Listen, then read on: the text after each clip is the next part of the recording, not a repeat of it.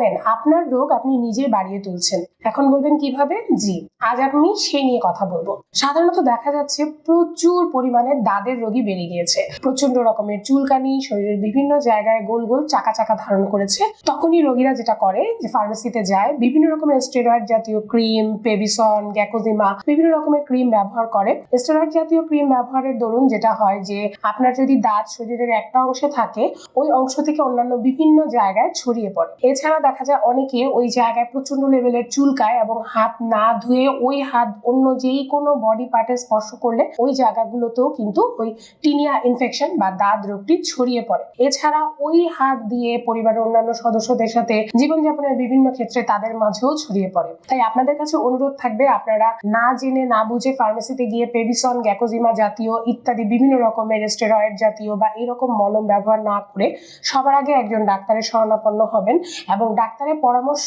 অনুযায়ী ঔষধ সেবন বা মলম ব্যবহারের মাধ্যমেই এই রোগকে সারিয়ে তোলা সম্ভব। নিজে নিজে ফার্মেসিতে গিয়ে নিজের ক্ষতি করবেন না। সবাইকে অনুরোধ রইল। খোদা হাফেজ। আসসালামু আলাইকুম।